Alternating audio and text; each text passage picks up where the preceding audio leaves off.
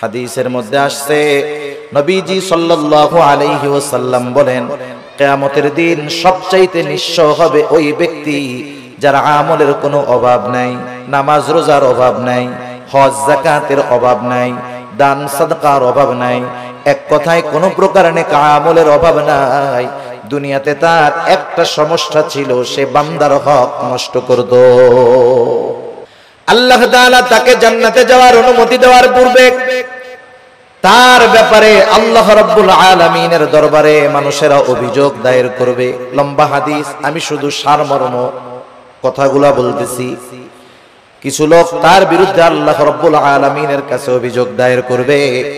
লোকটা হয়তো বলবে, আল্লাহ, এই লোকটা দুনিয়াতে আমার হক নষ্ট করেছিল। কেউ বলবে আমার সম্পদ দখল দিয়েছিল, কেউ বলবে আমাকে কষ্ট দিয়েছিল। এক কথায় আমার হক নষ্ট করেছিল। আল্লাহ, দুনিয়ার ভিতরে আমি দুর্বল থাকার কারণে আমি ন্যায় বিচার পাই নাই। দুনিয়াতে আমি মাজলুম ছিলাম। আল্লাহ, আজকের দিন আমি কি ন্যায় বিচার পাবো না? আল্লাহ রাব্বুল আলামিন তার অভিযোগ গ্রহণ করবে। এবার ওই পাহাড় পরিমাণ নেকের মালিককে বলা হবে, তোমার ব্যাপারে যে অভিযোগ দায়ের করা হলো সত্য নাকি? সে মিথ্যা কথা বলার কোনো উপায় নাই, স্বীকার যেতে সে বাধ্য। সে বলবে, হ্যাঁ, দুনিয়াতে আমি তার এই হক নষ্ট করেছি। আল্লাহ তাআলা বলবে, দাও, তার হকটা আদায় করে দাও। বলেন তো, দুনিয়াতে কেউ যদি কারো জমি জোর করে দখল দেয়, কিয়ামতের দিন জমি দেওয়ার কোনো অবস্থা আছে নাকি? এইবার লোকটা বলবে, আল্লাহ, এ তো দুনিয়া না, দুনিয়া না। দুনিয়া যদি হইতো আমি তার জমি, তার হক তাকে ফিরাইয়া দিতাম। এখন আমি কোথার থেকে দিব? এইবার অভিযোগকারী বলবে, আল্লাহ, ঠিক আছে, এটা তো দুনিয়া না। দুনিয়ায় আমার সম্পদ সে দখল দিয়েছিল, আজকে আমার সম্পদের প্রয়োজন নাই। সে আমার দুনিয়ার হকটা তার নেকির দ্বারা মিটায়া দে। এবার ওই পাহাড় পরিমাণ নেকের মালিক একটা মাত্র অপরাধ করতো, বান্দার হক নষ্ট করছে। সে কি করবে? নেকির থেকে নিয়ে এক একজনের হক আদায় করবে। যারা মানুষের হক নষ্ট করে, এরা একজনের করে না, বহুজনের করে। ঠিক কিনা বলেন? বহুজনের করে। একের পর এক অভিযোগকারী আসবে আর সে হক আদায় করতে থাকবে। এক সময় পাহাড় পরিমাণ নেক শেষ হয়ে যাবে, কিন্তু অভিযোগকারীর সিরিয়াল এখনো বড় লম্বা। আল্লাহ তাআলা বলবে, তাদের হক আদায় করো। লোকটা বলবে, আল্লাহ, মানুষের হক আদায় করতে করতে আমার সব নেকি শেষ হয়ে গেছে। এইবার অভিযোগকারীরা বলবে, আল্লাহ, তার নেকি নাই, তাতে কি? আমাদের গুনাহগুলা নিয়ে আমাদের হক আদায় করে দিই। فأما الإنسان إذا ما ابتلاه ربه فأكرمه ونعمه। আল্লাহ রাব্বুল আলামিন বলেন, فأما الإنسان إذا ما ابتلاه ربه। মানুষকে যখন তার রব পরীক্ষা করার জন্য ফাকরামাহু ওয়া নাআমা, তাকে সম্মান দেয় আর সম্মান দেয়, সম্পদের মালিক বানায়া দেয়। একটু খেয়াল করেন, আল্লাহ তাআলা বলতেছেন, মানুষকে পরীক্ষা করার জন্য যখন তার রব তাকে সম্মান দেয়, সম্পদ দেয়, তাকে নিয়ামত প্রদান করে, সে নামাজ না পড়ুক, রোজা না রাখুক, সে মানুষের কাছে বলে বেড়ায়, ফায়াকুলু রব্বি আকরামান, আমার রব আমাকে সম্মানিত করেছে। আল্লাহ তাআলা বললেন, আমি মানুষকে সম্মান, সম্পদ, নিয়ামত পরীক্ষা করার জন্য দেই। আর মানুষ এটাকে পরীক্ষা না মনে করে সে বলে, আমার রব আমাকে সম্মানিত করেছেন। প্রথমত একটা জিনিস আমাদের ক্ষেত্রে ক্লিয়ার হওয়ার প্রয়োজন, আল্লাহ তাআলা শুধু অভাব, কষ্ট, দুরবস্থা দিয়ে মানুষের পরীক্ষা নেন, বিষয়টা এমন নয়। বরং সম্পদ, সম্মান দিয়েও আল্লাহ তাআলা পরীক্ষা নেয়। যদি এমনটা হতো সম্মান, সম্পদ মানুষের আল্লাহ তাআলার ভালোবাসার মাপকাঠি, যে যাকে আল্লাহ রাব্বুল আলামিন বেশি ভালোবাসেন তাকে মনে হয় আল্লাহ তাআলা বেশি সম্পদ দেন, বিষয়টা যদি এমন হতো, বলেন তো দুনিয়ার মধ্যে আল্লাহ তাআলার সর্বাধিক প্রিয় বান্দাদের তালিকায় কারুনের নামটা হয়ে যাইত। কারুন তো পৃথিবীর অন্যতম বড় এক ধনী ছিল। বলেন তো আপনারা সহজেই জবাব দিতে পারবেন, কারুনকে আল্লাহ তাআলা ভালোবাসে নাকি? একটু জোরে বলেন না, বাসে? কারুনকে আল্লাহ তাআলা ভালোবাসে না, বরং কারুন নামটা মানুষের কাছে এত ঘৃণিত, এত অপছন্দের। দুনিয়ার কোন মানুষের যদি সন্তান হয়, সে যত গরিব হোক, তাকে যদি বলা হয় তোমাকে মাসে 1000 করে বেতন দেওয়া হবে, টাকা দেওয়া হবে, ছেলের নামটা তুমি কারুন রাখো, আপনারা কেউ রাখবেন? আপনি বলবেন আরে দিন মজুর দিয়া খাইতা ঠিক, কারুন আমার পোলার নাম, মইরা গেলেও রাখবো না। এই কারুনকে কত সম্পদ আল্লাহ তাআলা দিয়েছেন, এই সম্পদ ছিল তার জন্য পরীক্ষা। সম্পদের মালিক কারুন যখন হযরত মূসা আলাইহিস সালাম কারুনকে বলল, কারুন তুমি তোমার সম্পদের যাকাত দাও। কারুন যাকাত দিতে অস্বীকৃতি জ্ঞাপন করলো। শুধু তাই না, সে মূসা আলাইহিস সালামকে অপমান অপদস্থ করার জন্য, অপবাদ দেওয়ার জন্য একজন খারাপ মহিলাকে সে ভাড়া করলো। শিখায় দিল তুমি মানুষের সামনে বলবা মূসা আলাইহিস সালাম আমার সাথে জিনা করেছে, অপকর্মে লিপ্ত হয়েছে। এইবার যখন কারুন ষড়যন্ত্র চক্রান্ত করলো, আল্লাহ তাআলা বরদাস্ত করলেন না। এই কারুন যখন সম্পদের মালিক হয়, তখন কারুনের বন্ধুরা আল্লাহ তাআলার কাছে বলতো, আল্লাহ আপনি মনে হয় কারুনকেই শুধু ভালোবাসেন, আমাদেরকে ভালোবাসেন না। আমাদের সমাজেও এমন আছে, 5 বন্ধু একসাথে লেখাপড়া করেছে, একসাথে কর্মজীবন শুরু করেছে, একজন অনেক ধনী আর 4 জন গরিব। তারা আফসোস করে আর বলে, দেখ আল্লাহ তাআলা ওকে ভালোবাসে, সব নেয়ামত আল্লাহ তাআলা ওকেই দিয়ে দিতেছে। কারুনের বন্ধুরাও বলতো, আল্লাহ আপনি মনে হয় কারুনকে বেশি ভালোবাসেন, এই জন্য এত সম্পদের মালিক বানায় দিচ্ছেন। কারুন যখন মূসা আলাইহিস সালামের অবাধ্য হলো, মূসা আলাইহিস সালামকে যখন অপবাদ দেওয়ার প্রচেষ্টা করলো, আল্লাহ তাআলা কারুনের উপরে গজব দিয়ে দিলেন। কারুন তার সম্পদ সহ জমিনে ডাবতে শুরু করলো। তাফসীরের মধ্যে আসছে এখনো কারুন তার সম্পদ সহ জমিনের মধ্যে ডাবতেছে, কিয়ামত পর্যন্ত ডাবতে থাকবে। যখন কারুনের বন্ধুরা কারুনের এই দুরবস্থা দেখলো, এইবার ওই গরিব বন্ধুরা বলে, আল্লাহ আপনি কারুনকে সম্পদ দিয়েছেন ঠিক, কিন্তু বাস্তবে আপনি আমাদেরকে বেশি ভালোবাসেন। সম্পদ দেখে আমরা মনে করি আল্লাহ তাআলা মনে হয় তারে ভালোবাসে, এই জন্য দিচ্ছে, বিষয়টা এমন নয়। কারুন সম্পদ পেয়েছে ঠিক, আল্লাহ তাআলার ভালোবাসা পায় নাই। আবার দুনিয়াতে অনেক মানুষ আছে সামাজিক অবস্থানের দিক দিয়ে তার সম্মান অনেক কম, সমাজের মানুষেরা তাকে গণ্যমান্য কোনো ব্যক্তি মনে করে না, সামাজিক দিক দিয়ে তাকে অবহেলা করা হয়, এমন লোক সমাজে আছে না নাই? এই মানুষগুলা অনেক সময় আফসোস করে আর বলে, আহারে সমাজের কোনো বিচার আচার সালিশে আমাকে ডাকে না, আমাকে এই সমাজের লোকই মনে করে না। হয়তো দুনিয়ায় সে দেখতেছে তার সম্মান কম, কিন্তু দুনিয়াতে আল্লাহ রাব্বুল আলামিন অনেক মানুষকে সম্মান দিয়েছেন তাদের পরীক্ষা নেওয়ার জন্য। কত সম্মানিত মানুষ ছিল ফিরআউন, কত সম্মানিত মানুষ ছিল নমরুদ, কত বড় বড় বাদশাহীর মালিক তারা হয়ে গেছে। কিন্তু বলেন তো, বাদশাহী পেয়েছে ঠিক, এই সম্মান পদবীর দ্বারা আল্লাহ তাআলার ভালোবাসা কি তারা পেয়েছে নাকি? পায় নাই। যে কথা বোঝাইতে চাইলাম, যে সম্মান সম্পদ কারো থাকলেই এটা মনে করার সুযোগ নাই যে তাকে আল্লাহ তাআলা ভালোবাসে। সম্মান সম্পদ দিয়ে আল্লাহ তাআলা মাঝে মধ্যে পরীক্ষা নেন, কিন্তু বোকা মানুষগুলা কি মনে করে? বোকা মানুষগুলা মনে করে আমারে আল্লাহ সম্পদ দিছে, ভালো না বাসলে দেয়। আমারে আল্লাহ চেয়ারম্যান বানাইছে, এমপি বানাইছে, সমাজের বড় ভিআইপি সিআইপি বানাইছে, আল্লাহ ভালো না বাসলে কি এগুলা দেয়? তারা এটা মনে করে। অথচ আল্লাহ কি বলেন? যে তাদের রব তাদেরকে এগুলা দিয়েছে পরীক্ষা করার জন্য, আর তারা বলে আমাদের রব আমাদেরকে সম্মানিত করেছে। এরপরে আল্লাহ রাব্বুল আলামিন বলেন, ওয়া আম্মা ইযা মাবতালাহু ফাকাদার আলাইহি রিজকাহু ফায়াকুলু রাব্বি আহানান।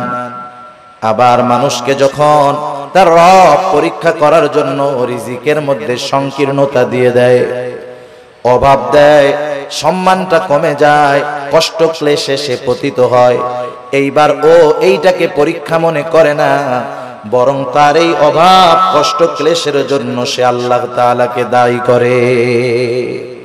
বলে ফায়াকুলু রাব্বি আহানান, আমার রব আমাকে অপদস্থ করেছে, অপমানিত করেছে। মুফাসসিরিনে কেরাম বলেন সে তার ভাষায় বলতে চায় যে আমি সম্মানের উপযুক্ত ছিলাম, কিন্তু আল্লাহ আমাকে সম্মান দেয় নাই। নাউজুবিল্লাহ বলেন। অনেক সময় অনেক জায়গায় দেখবেন, বোঝানোর জন্য বলতেছি, নির্বাচন হয় না, নির্বাচন কেউ জিতে কেউ হারে, অনেক ক্ষেত্রে কন্টেস্ট হয়। একজন হেরে গেল, সে তখন বলে হারে আমি জেতারই যোগ্য ছিলাম, কিন্তু আল্লাহ আমারে জিততে দেয় নাই। সে না জয়ী হওয়াটাকে দোষ দেয় কার? আল্লাহ তাআলা।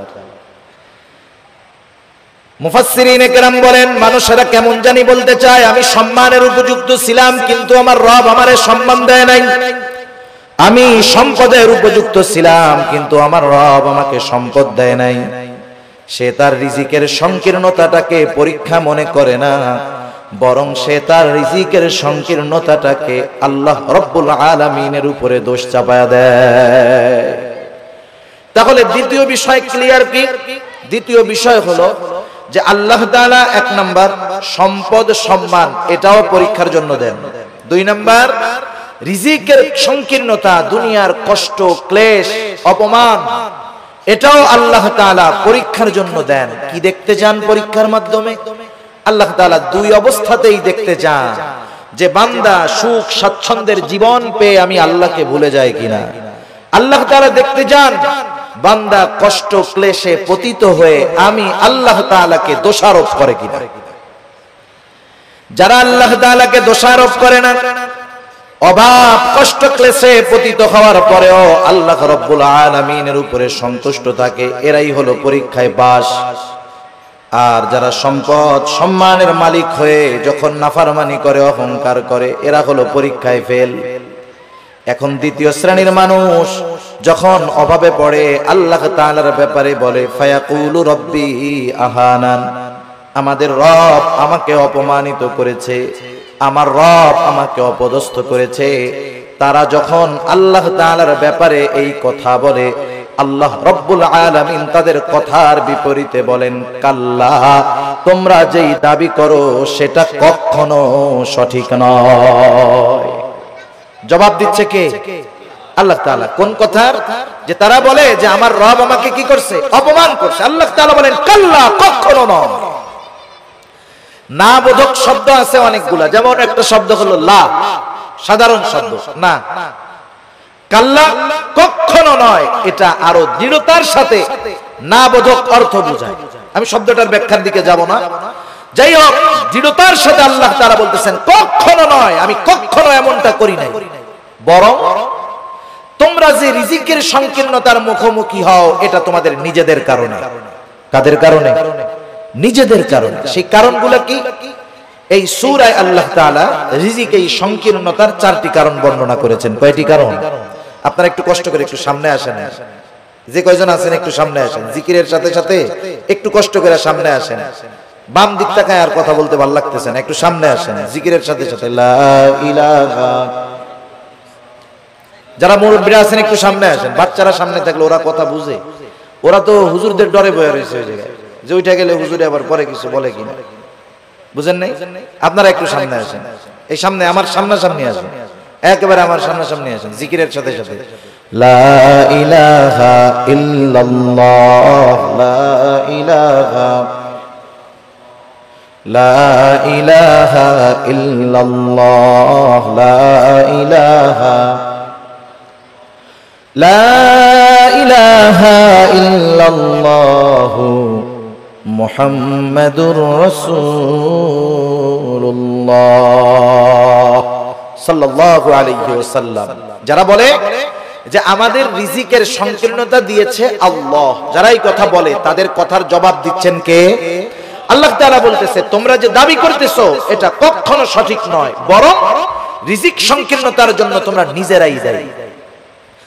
আল্লাহ রাব্বুল আলামিন বলেন তোমাদের রিজিক সংকীর্ণতার কারণ কি? কাল্লা বাল্লা তুকরিমুনাল ইয়াতীম, শুনে নাও, বরং তোমাদের রিজিক সংকীর্ণতার এক নাম্বার কারণ তোমরা ইয়াতিমকে সম্মান করো না।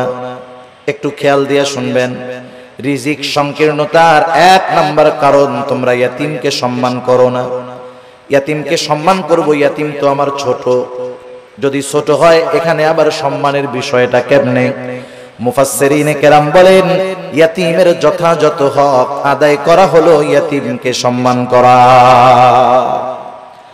আল্লাহ রাব্বুল আলামিন বলেন, তোমরা ইয়াতিমকে সম্মান করো না তথা ইয়াতিমের হকগুলো তোমরা আদায় করো না। বরং সমাজের মধ্যে অনেক মানুষ আছে ইয়াতিমের অভিভাবক, সে ইয়াতিমের হক আদায় করবে কোথায়? ইয়াতিমেরটাই তো খায় ফেলে, আছে না নাই? ইয়াতিমের সম্পদ এটা বড় জঘন্য সম্পদ। আল্লাহ তাআলা সাধারণভাবেই বলেন, ইয়া আইয়ুহাল্লাযীনা আমানু লা তাকুলু আমওয়ালাকুম বাইনাকুম বিল বাতিল। আল্লাহ তাআলা বলেন, তোমরা অন্যায়ভাবে কারো সম্পদ ভক্ষণ করো না।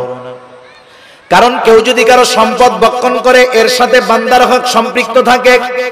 কিয়ামতের ময়দানে কেউ যদি কারো সম্পদ অন্যায়ভাবে ভক্ষণ করে দুনিয়ায়, কিয়ামতের ময়দানে ওই লোকটা সবচাইতে নিঃস্ব হয়ে যাবে।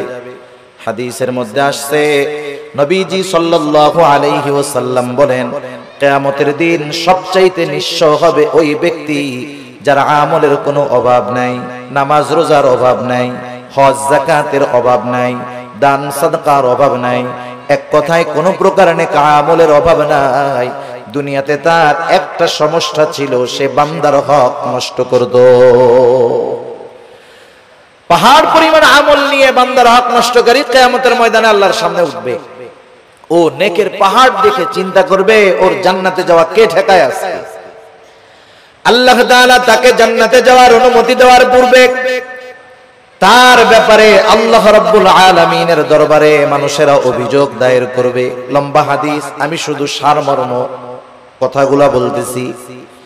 কিছু লোক তার বিরুদ্ধে আল্লাহ রাব্বুল আলামিনের কাছে অভিযোগ দায়ের করবে। লোকটা হয়তো বলবে, আল্লাহ, এই লোকটা দুনিয়াতে আমার হক নষ্ট করেছিল। কেউ বলবে আমার সম্পদ দখল দিয়েছিল, কেউ বলবে আমাকে কষ্ট দিয়েছিল। এক কথায় আমার হক নষ্ট করেছিল। আল্লাহ, দুনিয়ার ভিতরে আমি দুর্বল থাকার কারণে আমি ন্যায় বিচার পাই নাই। দুনিয়াতে আমি মাজলুম ছিলাম। আল্লাহ, আজকের দিন আমি কি ন্যায় বিচার পাবো না? বরং আল্লাহ রাব্বুল আলামিন তো সেই দিন ন্যায় বিচার কায়েম করবে, ইনসাফের আদালত আল্লাহ তাআলা প্রতিষ্ঠা করবে। আল্লাহ রাব্বুল আলামিন বলেন, ওয়ানাযাউল মাওয়াজিনাল কিসতা লিয়াউমিল কিয়ামাতি ফালা তুযলামু নাফসুন শাইআ। আল্লাহ রাব্বুল আলামিন বলেন, আমি কিয়ামতের দিন ইনসাফের আদালত কায়েম করব। ওয়ানাযাউল মাওয়াজিনাল কিসতা লিয়াউমিল কিয়ামাহ, এমন ইনসাফ ওয়ালা আদালত আল্লাহ তাআলা বলেন, ফালা তুযলামু নাফসুন শাইআ, সেই দিন কারো উপরে সামান্যতম কোনো জুলুম করা হবে না। বরং কি হবে? ওয়া ইন কানা মিসকালা হাববাতিন মিন খারদালিন আতাইনা বিহা, কেউ যদি দুনিয়াতে কোনো সরিষা দানা পরিমাণ কোনো আমল করে থাকে, আল্লাহ রাব্বুল আলামিন বলেন, আতাইনা বিহা, ওই আমল সহকারে আমি আল্লাহ তাকে হাজির করব। দুনিয়াতে সরিষা দানা পরিমাণ আমল যদি কেউ করে, সেই সরিষা দানা পরিমাণ আমল সহ তাকে হাজির করা হবে। শুধু হাজির করবে আল্লাহ তাআলা তা না, বরং আল্লাহ সুবহানাহু ওয়া তাআলা ওই আমলের হিসাব নেবেন। সুবহানাল্লাহ। মোট কথা, সেই দিন আল্লাহ তাআলা ন্যায় বিচার করবে। লোকটা এবার আল্লাহ তাআলার কাছে অভিযোগ দায়ের করবে। আল্লাহ রাব্বুল আলামিন তার অভিযোগ গ্রহণ করবে। এবার ওই পাহাড় পরিমাণ নেকের মালিককে বলা হবে, তোমার ব্যাপারে যে অভিযোগ দায়ের করা হলো সত্য নাকি? সে মিথ্যা কথা বলার কোনো উপায় নাই, স্বীকার যেতে সে বাধ্য। সে বলবে, হ্যাঁ, দুনিয়াতে আমি তার এই হক নষ্ট করেছি। আল্লাহ তাআলা বলবে, দাও, তার হকটা আদায় করে দাও। বলেন তো, দুনিয়াতে কেউ যদি কারো জমি জোর করে দখল দেয়, কিয়ামতের দিন জমি দেওয়ার কোনো অবস্থা আছে নাকি? এইবার লোকটা বলবে, আল্লাহ, এ তো দুনিয়া না, দুনিয়া না। দুনিয়া যদি হইতো আমি তার জমি, তার হক তাকে ফিরাইয়া দিতাম।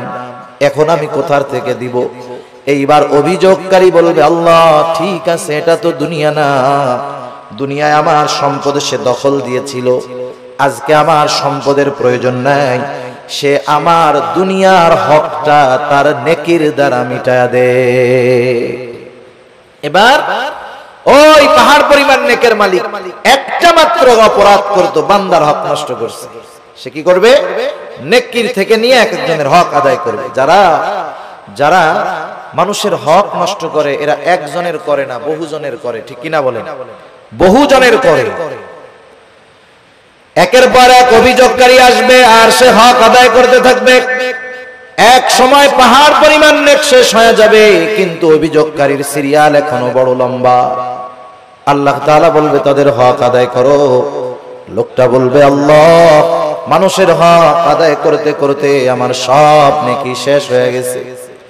এইবার অভিযোগকারীরা বলবে আল্লাহ, তার নেকি নাই তাতে কি, আমাদের গোনাগুলা নিয়ে আমাদের হক আদায় করে দি।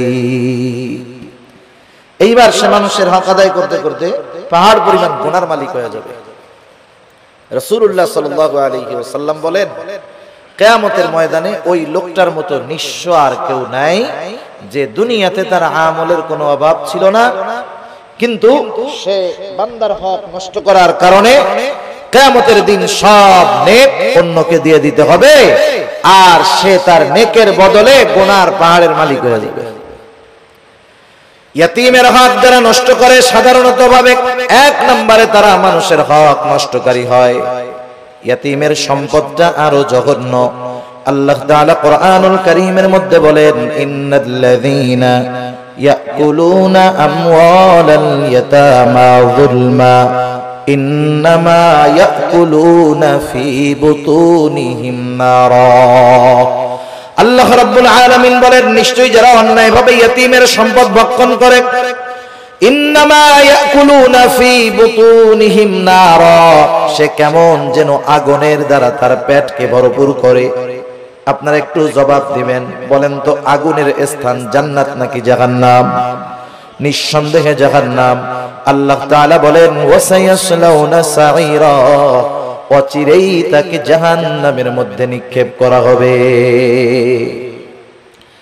সেজন্য ইয়াতীমের অসম্মান মানে ইয়াতীমের সম্পদ দখল দেওয়া, ইয়াতীমের সম্পদ ভক্ষণ করা। দুই নাম্বার, ইয়াতীমের সম্মান করা, অর্থাৎ তার সাথে সদাচরণ করা, ভালো ব্যবহার করা। অনেক সময় আমাদের অনেকের ঘরে ইয়াতীম বাচ্চা থাকে, নিজের আত্মীয় স্বজন। অনেক সময় এমন হয় আপন চাচার ঘরে ভাইয়ের ছেলে ইয়াতীম, মা বাবা মারা গেছে, ছোট বাচ্চা ইয়াতীম।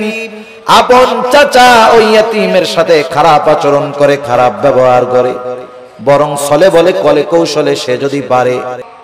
একজনের সম্পদ আছে ইয়াতীম, সে সম্পদের মুখাপেক্ষী না, কিন্তু তার তো মা বাবা নাই, সে একটু স্নেহ মোহাব্বত ভালোবাসার মুখাপেক্ষী, ঠিক কিনা বলেন? ইয়াতীম হইলেই যে তারে খাওয়াইতে হয় সব বিষয়টা এমন না, বরং সমাজে অনেক ধনী ইয়াতীম আছে, সে একটু মানুষের ভালো আচরণ, একটু মোহাব্বত ভালোবাসার আশা করে। তার সাথে যদি কেউ খারাপ আচরণ করে, ইয়াতীম বাচ্চার অন্তরের মধ্যে আঘাত লাগে, আরে আমার আব্বু যদি বেঁচে থাকতো তাইলে আমার সাথে কেউ এমন খারাপ আচরণ করতো না, আমার আম্মু যদি বেঁচে থাকতো তাহলে আমার আম্মু ওই আমার আরেক ভাইয়ের আম্মুর মতো আমাকেও মহব্বত করতো। এই ব্যথাগুলা অনেক ইয়াতীমের অন্তরে থাকে, যদিও সে সম্পদওয়ালা। সেজন্য ইয়াতীম ধনী হোক আর গরীব হোক, আমাদের উচিত ইয়াতীমদের সাথে সদাচরণ করা, স্নেহময় ব্যবহার করা। আর যদি ইয়াতীম গরীব হয়, তাকে খাদ্য সহায়তা দিয়ে সাহায্য করা। আমার আপনার যদি অ্যাবিলিটি থাকে, আমি আপনি যদি কোনো ইয়াতীমের অভিভাবক হতে পারি, তার পোশাক, লেখাপড়া, খাবার দাবার, মৌলিক চাহিদা পূরণের ব্যবস্থা করতে পারি, একজন ইয়াতীমের অভিভাবকত্ব যদি আমি গ্রহণ করতে পারি, অসম্ভব নয়। আপনি 5 জন 7 জন মানুষকে চালান, এর সাথে আরেকজন মানুষকে তার মৌলিক চাহিদা পূরণের জন্য সাথে রাখলে সেটা অসম্ভব নয়। কেউ যদি কোনো ইয়াতীমের দায়িত্বভার গ্রহণ করতে পারে, ইয়াতীমকে লেখাপড়া শেখাতে পারে, ইয়াতীমের অভিভাবক হতে পারে, নবীজি সাল্লাল্লাহু আলাইহি ওয়াসাল্লাম বলেন, আনা ওয়া কাফিলুল ইয়াতীম কাহাতাইনি ফিল জান্নাহ। নবীজি সাল্লাল্লাহু আলাইহি ওয়াসাল্লাম বলেন, আমি আর ইয়াতীমের অভিভাবক জান্নাতের মধ্যে এমন করে পাশাপাশি অবস্থান করব। 2 আঙ্গুলের ইশারা দিয়ে নবীজি বুঝায়া দিলেন, এই 2টা আঙ্গুল যেমন পাশাপাশি অবস্থান করে, ইয়াতীমের অভিভাবক আর নবীজি সাল্লাল্লাহু আলাইহি ওয়াসাল্লাম এমন ভাবে পাশাপাশি অবস্থান করবে। তাহলে ইয়াতীমের সম্মানের তৃতীয় অর্থ যে যদি পারা যায় তাহলে ইয়াতীমের অভিভাবকত্বের দায়িত্ব গ্রহণ করা। আপনি আমি পুরাটা পারি না, মাসে 500 টাকা দিয়ে একটা ইয়াতীমের খরচ বহন করতে পারি, বছরে 1000 টাকা দিয়ে পারি যে এটা আমি শুধুমাত্র ইয়াতীমদের জন্য দিলাম। আবার দেখেন একদিন এক সাহাবী রাসূলুল্লাহ সাল্লাল্লাহু আলাইহি ওয়াসাল্লামের কাছে আসছে, আসার পরে বলতেছে, ইয়া রাসূলুল্লাহ, আমার হৃদয়টা বড় কঠোর, হৃদয়টা বড় শক্ত, আমি আমার এই শক্ত হৃদয়টাকে কেমন করে নরম বানাতে পারি, আমাকে একটু আমল শিখায় দেন। নবীজি সাল্লাল্লাহু আলাইহি ওয়াসাল্লাম বললেন, শোনো কি করবা? নবীজি বললেন, আমসিহ রাসাল ইয়াতীম ওয়া আত'ইমিল মিসকিন, তুমি ইয়াতীমের মাথায় বেশি বেশি হাত বুলায় দাও আর মিসকিনদেরকে বেশি বেশি খানা খাওয়াও। ইয়াতীমের মাথায় হাত বুলায় দিলে মানুষের অন্তর কোমল হয়, নরম হয়, শক্ত হৃদয় কঠিন হৃদয় নরম হয়ে যায়। সাহাবায়ে কেরাম তারা এসে বলতেছে, নবীজি আমাদের অন্তর নরম হয়ে গেছে, একটু আমল বলে দেন যেটা করলে দিলটা নরম হবে। নবীজি কি বললেন? ইয়াতীমের মাথায় হাত বুলায় দাও। সেজন্য ইয়াতীমকে সম্মান করা তথা ইয়াতীমের হক আদায় করা, ইয়াতীমের সাথে সদাচরণ করা, ভালো ব্যবহার করা, ইয়াতীমের সম্পদ ভক্ষণ না করা, যারা এই কাজগুলা করবে তারা জীবনে যে কোনো একটা পর্যায়ে রিজিকের সংকীর্ণতার মুখোমুখি হবে। তাহলে রিজিক সংকীর্ণতার 4 কারণের প্রথম কারণ হলো আল্লাহ তাআলা বলেন, তোমরা ইয়াতীমদেরকে সম্মান করো না তথা ইয়াতীমের হক তোমরা আদায় করো না। 2 নাম্বার, আল্লাহ রাব্বুল আলামিন বলেন, ওয়ালা তাহাদ্দুনা আলা তুআমিল মিসকিন, তোমরা মিসকিনদেরকে খানা দাও না। ব্যাখ্যা হলো তোমরা শুধু খানা নিজে দাও না তা না, নিজেও দাও না, অপরকে খানা দিতেও অনুৎসাহিত করো, নিরুৎসাহিত করো। নিজেও দেয় না, আরেকজনকেও দিতে দেয় না। অনেক সময় আপনি দোকানে বসে আছেন, একজন গরিব মানুষ আসছে আপনার কাছে কিছু চাইতে, সে কোথা থেকে আসছে, কি করবে না করবে সেটা ভিন্ন কথা, তার অবস্থা দৃষ্টিগোচর হচ্ছে সে বড় অভাবী, দরিদ্র, কষ্টে আছে, সে আইসা বলতেছে আমার একটু কলা রুটি কিনা দেন খাই, অথবা 10টা টাকা দেন। আপনি যদি তাকে না দেন গুনাহ হবে না। কিন্তু আমাদের সমাজের কিছু মানুষ আছে প্রথমে নিজে দেয় না, বলে ওদিক যা ওদিক যা। পাশের থেকে বন্ধু যদি দিতে চায় 10 টাকা বাহির করছে, বলে ওরে না দিয়ে আমার একটা বিড়ি খাওয়া কাজে লাগবে। আছে না নাই এরকম? নিজেও দিল না, আরেকজনকেও দিতে দিল না। এই খাসলাত ছিল আবু জেহেলের। কার ছিল বলেন না? আবু জেহেলের। ইয়াতীমদের সাথে খারাপ আচরণ করতো, এই খাসলাত ছিল আবু জেহেলের। মিসকিনদেরকে খানা দিত না, এই খাসলাত ছিল আবু জেহেলের। আর মিসকিনদেরকে খানা না খাওয়ানো এটা জাহান্নামীদের জাহান্নামে যাওয়ার অন্যতম কারণ। যখন জান্নাতি ও জাহান্নামীদের মধ্যে কথোপকথন হবে, জান্নাতীরা জাহান্নামীদেরকে জিজ্ঞাসা করবে, মা সালাকাকুম ফি সাকার, কোন জিনিস তোমাদেরকে জাহান্নামের মধ্যে আনলো? এইবার জাহান্নামীরা বলবে, ক্বালু লাম নাকু মিনাল মুসাল্লিন ওয়া লাম নাকু নুতঈমুল মিসকিন। জাহান্নামীরা জাহান্নামে যাওয়ার যেই কারণগুলো বর্ণনা করবে কোরআনুল কারীমের মধ্যে আল্লাহ তাআলা জানায় দিয়েছেন। এখন প্রশ্ন হইতে পারে, সময় তো কম, প্রশ্ন হতে পারে যে জান্নাত জাহান্নাম কিছুই তো হইল না, তাইলে জান্নাতীরা প্রশ্ন করলো, জাহান্নামীরা জবাব দিল কেমনে? বুঝেন নাই কথা? সময়টা 3 ভাগে বিভক্ত। সময় কয় ভাগে বিভক্ত? একটা অতীত, একটা বর্তমান, আর একটা কি ভবিষ্যৎ। এটা মানুষের কাছে, আমাদের কাছে সময় 3 ভাগে বিভক্ত, অতীত, বর্তমান, ভবিষ্যৎ। আর আল্লাহ তাআলার কাছে সময় একটাই, সেটা হলো প্রেজেন্ট। সব কিছু বর্তমান, কি হয়েছে, হচ্ছে, হবে, সব আল্লাহ তাআলার ইলমের মধ্যে আছে, সব হাজির, সব প্রেজেন্ট আল্লাহ তাআলার কাছে। যেটা আমাদের কাছে ভবিষ্যৎ, সেটা আল্লাহ তাআলার কাছে কি বর্তমান। যেটা আমাদের কাছে অতীত, সেটা আল্লাহ তাআলার কাছে বর্তমান। সেজন্য আল্লাহ তাআলার ইলমের মধ্যে সব আছে, সহজ হিসাব। জাহান্নামীরা জাহান্নামে যাওয়ার কারণ হিসাবে বলবে আমরা মুসল্লি ছিলাম না, নামাজি ছিলাম না। দ্বিতীয় কারণ হিসাবে বলবে ওয়ালাম নাকুনু তুইমুল মিসকিন, আমরা মিসকিনদেরকে খানা দিতাম না। আসেন, আল্লাহ তাআলা বলতেছে দুনিয়ায় রিজিক সংকীর্ণতার দ্বিতীয় কারণ হলো তোমরা মানুষদেরকে, মিসকিনদেরকে খানা দাও না, নিজেও দাও না, অপরকে নিরুৎসাহিত করো। এখন একজন দিল না, আমার উচিত, আমার পকেটে টাকা নাই, আমার কাছে নাই, আমি যদি আরেকজনকে বলি বন্ধু 10টা টাকা ওকে দিয়ে দাও, একটা রুটি কিনে দাও, একটা কলা কিনে দাও, আমি শুধু এতটুকু সুপারিশ করলাম, সে যে কয় টাকা দান করবে আমি শুধু সুপারিশ করার কারণে তার দানের সমপরিমাণ নেকির মালিক হয়ে যাব। কিন্তু আমাদের খাসলাত কি, নিজেও দেই না, আরেকজনকেও দিতে মানা করি। সেজন্য মিসকিনদেরকে খানা খাওয়ানো, মিসকিনদেরকে খানা খাওয়ানো এটা বড় ফজিলতের কাজ। শুধু মিসকিনদেরকে নয়, সাধারণভাবে প্রত্যেকটা মানুষকে খানা খাওয়ানো ভালো কাজ। এক লোক নবীজি সাল্লাল্লাহু আলাইহি ওয়াসাল্লামের কাছে আসছে, এসে জিজ্ঞাসা করে ইয়া রাসূলুল্লাহ আইয়ুল ইসলাম খাইর, ইসলামের মধ্যে সর্বোত্তম কাজ কোনটা? নবীজি সাল্লাল্লাহু আলাইহি ওয়াসাল্লাম ছিলেন উম্মতের রূহানি ডাক্তার। উনি রোগীর প্রশ্ন শুনেই বুঝতে পারতেন এনার মধ্যে কি কমতি আছে। আল্লাহ তাআলা সেই বুঝবার যোগ্যতা আমার আপনার নবীকে দিয়ে দিয়েছেন। একই প্রশ্নের উত্তর বিভিন্ন জনের ক্ষেত্রে নবীজি বিভিন্নটা দিয়েছেন। এটা অবস্থার আলোকে নবীজি সাল্লাল্লাহু আলাইহি ওয়াসাল্লাম এবার বললেন তুতিমুত তাআম ওয়া তাকরাউস সালাম আলা মান আরাফতা ওয়া মান লাম তারিফ, তুমি বেশি বেশি মানুষকে খানা খাওয়াও আর পরিচিত অপরিচিত সবাইকে বেশি বেশি সালাম দাও। এখানে নবীজি সাল্লাল্লাহু আলাইহি ওয়াসাল্লাম খানা খাওয়ানোর কথা বলছেন ঢালাও ভাবে। সাধারণ মানুষকেও যদি মানুষ খানা খাওয়ায় দুনিয়ার স্বার্থে নয়, তাইলে এর মধ্যে লাভ আছে। এক মুসলমানকে অপর মুসলমান দাওয়াত দিলে সেই দাওয়াত কবুল করতে হবে, এটা এক মুসলমানের উপরে অপর মুসলমানের একটা হক। কিন্তু এখন দাওয়াত যিনি দেন তিনিও স্বার্থ সামনে রেখে দেন। আর দাওয়াত যখন কেউ দেয়, বিবাহের দাওয়াত দিলে টেনশনে পড়ে যান।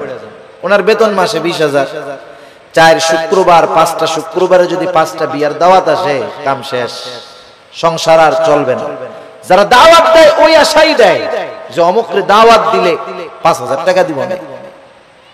এই ধরনের দাওয়াত দিয়ে যারা দুনিয়ার প্রত্যাশী, দুনিয়ার বিনিময়ে খাবার দিতে চায়, এদের খানা খাওয়ানোর মধ্যে কোনো ফজিলত নাই। বরং খানা খাওয়াইতে হবে একমাত্র আল্লাহ তাআলার জন্য। আল্লাহ রাব্বুল আলামিন বলেন এক শ্রেণীর বান্দা, তাদের অবস্থা কি? তারা মানুষদেরকে খানা খাওয়ায় কি জন্য? তারা বলে ইন্নামা নুতঈমুকুম লিওয়াজহিল্লাহ লা নুরিদু মিনকুম জাযাআও ওয়ালা শুকুরা। তারা বলে ইন্নামা নুতঈমুকুম লিওয়াজহিল্লাহ, আমরা তোমাদেরকে খানা খাওয়াইছি একমাত্র কার জন্য? আল্লাহ তাআলার জন্য। আপনি একজনকে দাওয়াত দিয়ে খাওয়াচ্ছেন, এটা আল্লাহর জন্য খাওয়ান, এই খাওয়ানোর মধ্যে নেকি হবে। লা নুরিদু মিনকুম জাযাআ, তোমাদেরকে খানা খাওয়াইছি আল্লাহ তাআলার জন্য। লা নুরিদু মিনকুম জাযাআ, আমরা তোমাদের কাছে কোনো প্রতিদান চাই না, কিন্তু আমরা খাওয়াইয়া টেবিল একটা বিছায়া রাখি। আসেনি আপনাদের এলাকায়? টেবিল বিছানোর দ্বারাই বোঝা যায় ভিক্ষা চাইতেছে। এই ভিক্ষামূলক কাজটা বাদ দিয়েন। কেউ যদি দিতে চায় আলাদাভাবে দিবে, কেউ যদি না দিতে চায় দরকার নাই। এই গুণটা আমাদের মধ্যে হওয়ার দরকার। আমরা বলবো ইন্নামা নুতঈমুকুম লিওয়াজহিল্লাহ, তোমাদেরকে আমরা আল্লাহর জন্য খানা খাওয়াইছি, সুতরাং তোমাদের কাছে আমরা কোনো প্রতিদান চাই না। লা নুরিদু মিনকুম জাযাআ, তোমাদের কাছে কোনো প্রতিদান তো চাই না। ওয়ালা শুকুরা, এই খাবার খাইয়া আমাদেরকে ধন্যবাদও দেওয়ার দরকার নাই। এই রকম খাবার যদি আমরা কাউকে খাওয়াইতে পারি, ওই খাওয়ানোর মধ্যে ফজিলত আছে, নেকি আছে। আর যদি টেবিল পাইতা বৈশা থাকি, এটা ভিক্ষুকের মতো কর্মকাণ্ড। আর খাওয়াইলাম আবার টাকাও চাইলাম। যাই হোক, রাসূলুল্লাহ সাল্লাল্লাহু আলাইহি ওয়াসাল্লাম খানা খাওয়ানোর ফজিলতের কথা বলছেন।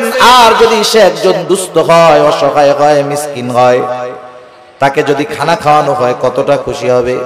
এই জন্য মিসকিন অসহায় যারা আছে এদেরকে আমরা খানা খাওয়াবো। আমার পরিবার প্রতিবেশী যদি কেউ থাকে, আত্মীয় স্বজন যদি কেউ থাকে, তাদেরকেও মাঝে মধ্যে খাওয়াবো। আমার সম্পদ আছে, টাকা আছে, আমার হয়তো গোশত খাইতে খাইতে আর ভালো লাগে না, কিন্তু আমার অনেক প্রতিবেশী আছে যার গোশতর ঘ্রাণ তো 1 মাস ব্যাপী শুকতে পারে না, আছে না নাই? এজন্য অসহায় নিঃস্ব শুধু কাছে আসলেই যে খাওয়াবো বিষয়টা এমন নয়, বরং খুঁজে খুঁজে আমার আপনার প্রতিবেশী যদি কেউ অভাবী থাকে, দরিদ্র থাকে, অভাবগ্রস্ত থাকে, মাঝে মধ্যে নিজের ভালো তরকারিটাও তাদেরকে একটু দিব। এই অভ্যাসগুলো আমাদের করার দরকার। আমরা যদি মানুষকে খানা খাওয়াইতে পারি, আর যদি না খাওয়াই ক্ষতি কি? আল্লাহ তাআলা কিয়ামতের দিন বান্দাদেরকে জিজ্ঞাসা করবে, বান্দা আমি দুনিয়ায় অভুক্ত ছিলাম, খানা খাওয়াও নাই, পিপাসিত ছিলাম, পানি পান করাও নাই, বস্ত্রহীন ছিলাম, বস্ত্র দাও নাই, অসুস্থ ছিলাম, আমার সেবা শুশ্রূষা করো নাই। বান্দা বলবে, আল্লাহ আপনি তো এই সবগুলা থেকে মুক্ত, আপনার তো এগুলার কোনো প্রয়োজন নাই। তখন আল্লাহ তাআলা বলবে, বান্দা তোমার প্রতিবেশী অভুক্ত ছিল, তুমি যদি তাকে খানা খাওয়াইতা আমি আল্লাহ তাআলা পেয়ে যাইতাম। এজন্য শুধু আনুষ্ঠানিকভাবেই খানা খাওয়াবো মানুষকে এমনটা জানি না হয়। আমার প্রতিবেশী অভাবী, দুস্থ, গরিব আমার কাছে যদি আসে, আমি খানা খাওয়ানোর অভ্যাস করব, অল্প খাওয়াই, হাসি মুখে খাওয়াবো। আবার যদি কাউকে ফিরাইয়া দিতে হয়, আমার কাছে নাই, একজনের কাছে মিসকিন বা ফকির একটা গেছে, ও 50 টাকার নোট একটা দিয়া মুখটা কালা করে কয়, এই তো গোজালাই শেষ, যা যা ভাগ ভাগ ভাগ। টাকা দিছে কত? 50 টাকা। আমরা তো ফকির মিসকিনদেরকে দেওয়ার সময় 2 টাকার নোটটা খুঁজি, তাও আবার ছেঁড়াটা। সে দিছে 50 টাকা। আচরণটা করছে খারাপ, পাশের আরেকজন 1 টাকাও দেয় নাই, কিন্তু আচরণটা সুন্দর করছে। বলতেছে, ভাই তুমি তো আসলা, আমার কাছে তো এখন নাই, যদি এই পথে পরে আসো, তুমি আবার আমার সাথে দেখা করার চেষ্টা করবা, ইনশাআল্লাহ আমি তোমাকে দিব। এখন বলেন তো, এই যে মিসকিন অসহায় 50 টাকা দেনেওয়ালার ব্যবহারে খুশি হবে, নাকি যে দেয় নাই তার ব্যবহারে খুশি হবে? সেজন্য উত্তম ব্যবহারটাও সাদকা। আমরা যদি কখনো কাউকে খাওয়াতে পারি না পারি, দিতে না পারি, খারাপ আচরণ করব না, ধমক দিব না, এই অভ্যাসটাও আমাদের করার দরকার। যাই হোক, আলোচনা লম্বা হচ্ছে, অন্যদিকে চলে যায়। আল্লাহ তাআলা আমাদেরকে জানায় দিলেন যে রিজিক সংকীর্ণতার 4টি কারণ। 1 নাম্বার কারণ লা তুকরিমুনাল ইয়াতীম, 2 নাম্বার কারণ ওয়ালা তাহাদ্দুনা আলা তুআমিল মিসকিন, 3 নাম্বার কারণ ওয়া তাকুলুনাত তুরাফা আকলাল লাম্মা। তোমরা কি করো? ওয়ারিসি সম্পদ সব একা খায়া ফেলো। আছে নাকি এরকম? যেমন বাপ সম্পদ রেখে মারা গেছে, বাবা মারা যাওয়ার পরে প্রথম কি দায়িত্ব? বড় সন্তান, সন্তান তার দায়িত্ব হলো প্রথম বাবার দাফন কাফনের জন্য যা দরকার সেটা ব্যয় করা। 2 নাম্বার খোঁজ খবর নেওয়া, বাবা কোনো ঋণ আছে নাকি, ঋণ থাকলে তার ঋণ পরিশোধ করা। 3 নাম্বার এইবার যেই সম্পদ অবশিষ্ট আছে, বাবা যদি কোনো ওসিয়ত করে থাকে, আর ওই ওসিয়তটা যদি ওই সম্পদের 3 ভাগের 1 ভাগ বা তার কম হয়, বেশি নয়, কোন মানুষ যদি তার মূল সম্পদের 3 ভাগের 1 ভাগের বেশি পরিমাণ ওসিয়ত করে, অর্ধেক করে, তাহলে এই ওসিয়ত মানতে সন্তানেরা বাধ্য নয়। কিন্তু ঋণ পরিশোধের পরে যেই সম্পদ থাকবে, তার ওসিয়তটা যদি 3 ভাগের 1 ভাগ বা তার কম হয়, এই ওসিয়তটা পূরণ করতে হবে। এরপরে যেই সম্পদ অবশিষ্ট থাকবে, অভিভাবক বড় হিসাবে বড় ভাইয়ের দায়িত্ব হলো যথাযথভাবে সব ওয়ারিসদের মাঝে বাবার সম্পদগুলো বন্টন করে দেওয়া। কিন্তু আফসোস, এই দায়িত্ব অধিকাংশ ক্ষেত্রে আমাদের দেশের ভাইরা পালন করে না, বরং বিলম্ব করতে থাকে। অনেক ক্ষেত্রে অন্যান্য ওয়ারিসদেরকে তারা ছলে বলে কলে কৌশলে সম্পদ বঞ্চিত করে দেয়। আছে না? আছে। বোনের হক আছে, সম্পদ বন্টন হয় নাই, 10 বছর ধরে বাবা মারা যাওয়ার পরে ভাই খাইছে সব, দোকান ভাড়া, বাসা ভাড়া, জমির ফসল, গাছের ফল সব খাইছে। বোন মাঝে মধ্যে আসছে, 1 ব্যাগ আম 2টা কাঁঠাল দিয়া পাঠায় দিছে, আবার বলতেছে আইসো, কিন্তু আবার 10 বছর পরে 2 বোন আইসা বলতেছে, ভাই 10 বছর তো দোকান ভাড়া, গাছের ফল, জমির ফসল সব একা খাইছো, কোনো দাবি নাই, এখন আমাদের হকটা আমাদেরকে বুঝায়া দাও, আর যদি তুমি রাখতে চাও এই সম্পদের ন্যায্য মূল্য আমাদেরকে দিয়ে দাও। বলেন তো, 10 বছর পরে বোন এসে ভাইদের কাছে যদি তার হক বুঝতে চায়, ভাই খুব খুশি মনে দিয়ে দিবে, তাই না? মুখটা পুইড়া একেবারে কালা হয়ে যাবে। সম্পদ দিয়ে দিবে, দিতে তো বাধ্য, বোনরা নিয়ে যাবে, তখন বলবে গেলি গেলি, সম্পর্ক শেষ করে গেলি। এই যে কথার দ্বারা কি বুঝতেছেন? ভাই চাইছিল ওই সম্পদগুলো সব একা খাওয়ার জন্য, বোনরা জানি এই সম্পদ না চায়, সে সেটা চেয়েছিল।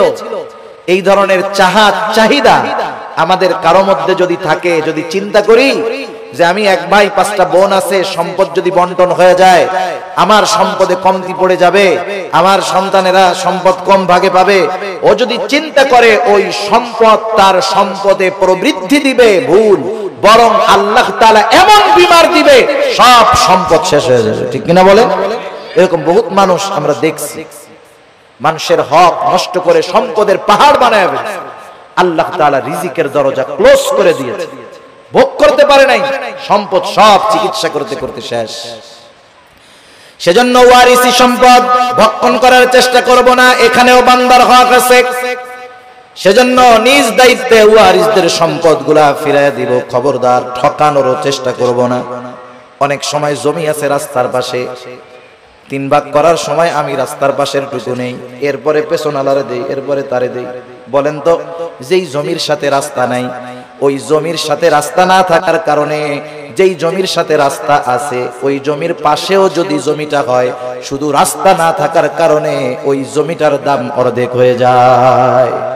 সেজন্য বন্টনের ক্ষেত্রে সিস্টেম মুআফিক করতে হবে, ঠকানো যাবে না কাউকে। আল্লাহ তাআলা বলেন তোমাদের রিজিক সংকীর্ণতার তৃতীয় কারণ ওয়াতাকুলুনাত তুরাসা আকলাল লাম্মা, ওয়ারিসি সম্পদ সব তোমরা একা ভক্ষণ করে ফেলো। 4 নম্বর আল্লাহ তাআলা বলেন ওয়াতুহিব্বুনাল মালা হুব্বান জাম্মা, মানুষ যে এই আকামগুলা করে, গুনাহগুলা করে, এর অন্যতম কারণ কি? মালের মহব্বত। কিসের মহব্বত? মালের মহব্বত, সম্পদের মহব্বত, দুনিয়ার মহব্বত। দুনিয়াতে সম্পদ উপার্জন করা মানা না। কেউ যদি মনে করে সম্পদ উপার্জন করা মানা, তাহলে সে ভুলের মধ্যে আছে। কিন্তু সম্পদ উপার্জন করতে গিয়ে আল্লাহ তাআলাকে যদি ভুলে যায়, এটাই হলো তার জন্য ক্ষতির কারণ। এজন্য আল্লাহ তাআলা বলেন ইয়া আইয়ুহাল্লাযীনা আমানু লা তুলহিকুম আমওয়ালুকুম ওয়ালা আওলাদুকুম আন যিকরিল্লাহ। আল্লাহ তাআলা বলেন হে ঈমানদারেরা, তোমাদের সন্তান সম্পদ তোমাদেরকে জানি আল্লাহ তাআলার জিকির থেকে গাফেল না বানায় দেয়। মনে রাখতে হবে, যেই সম্পদের কারণে আমি আল্লাহকে ভুলে যাই, যেই সম্পদ উপার্জন করার জন্য আমি নামাজ ছেড়ে দিয়েছি, রোজা ছেড়ে দিয়েছি, হারাম হালাল যাচাই বাছাই ছেড়ে দিয়েছি, মনে রাখতে হবে এই সম্পদ আমার জন্য কল্যাণ বয়ে আনবে না। যেই সন্তানের চিন্তায় আমি নামাজ রোজা বাদ দিয়ে তার ভবিষ্যতের কথা চিন্তা করে সম্পদের পাহাড় আমি গড়তেছি, এই সন্তান আমার জন্য কল্যাণ বয়ে আনবে না। এজন্য আল্লাহ তাআলা বলেন বান্দা, তুমি যদি সম্পদ সন্তানের কারণে আমি আল্লাহর জিকির থেকে গাফেল হয়ে যাও, এটা তোমার জন্য ক্ষতির কারণ। আল্লাহ তাআলা বলেন ওয়ামান ইয়াফআল যালিকা ফাউলাইকা হুমুল খাসিরুন। ওই রকমটা যে করবে, তথা যে ব্যক্তি সম্পদ সন্তানের কারণে আল্লাহ তাআলাকে ভুলে যাবে, আল্লাহর বিধিনিষেধ ভুলে যাবে, দুনিয়ার মহব্বতে আল্লাহর বিধিনিষেধ ভুলে যাবে, আল্লাহ তাআলা বলেন ফাউলাইকা হুমুল খাসিরুন, তারা ক্ষতিগ্রস্ত। বলেন আল্লাহ তাআলা যাকে ক্ষতিগ্রস্ত বলেছে তাকে দুনিয়ার হুজুররা দোয়া কইরা জান্নাতে নিতে পারবে? 40 কুলখানি দিয়া তাকে জান্নাতে নেওয়া যাবে? যাবে না। এজন্য দুনিয়ার মহব্বত অন্তরে ঢুকাবো না। আমি দুনিয়া উপার্জন করব বৈধ পন্থায়, কিন্তু নামাজের সময় নামাজ, সঠিক সময়ে যাকাত, হজ ফরজ হলে হজ। এখন এই সম্পদ আমার জন্য তাহলে নেয়ামত হবে, কারণ আল্লাহ তাআলা সম্পদকে পরীক্ষাও বলেছেন, দুনিয়ার অলংকারও বলেছেন। আল্লাহ তাআলা এক জায়গায় বলেন ইন্নামা আমওয়ালুকুম ওয়া আওলাদুকুম ফিতনাহ। আল্লাহ তাআলা বলেন নিশ্চয়ই সম্পদ সন্তান এগুলো তোমাদের জন্য ফিতনা, পরীক্ষা। আবার আল্লাহ তাআলা আরেক জায়গায় বলেন আল মালু ওয়াল বানুনা জিনাতুল হায়াতিদ দুনিয়া। আল্লাহ তাআলা বলেন আল মালু ওয়াল বানুন, সম্পদ সন্তান এগুলা দুনিয়ার অলংকার। দুনিয়াতে যার সম্পদ নাই, সন্তান নাই, সে কেমন নিঃস্ব নিঃস্ব ভাব। কিন্তু যার সম্পদ আছে, সন্তান আছে, সাথে সাথে সে যদি দ্বীনের উপরে চলে, সে তো একজন সফল ব্যক্তি। সে সম্পদওয়ালা, মালদার, তবে দ্বীনদার। আর কিছু মানুষ আছে মালদার তবে দুনিয়াদার। আল্লাহ তাআলা আমাদের সবাইকে মালদার দ্বীনদার হওয়ার তৌফিক দান করুক। সকলে বলি আমিন।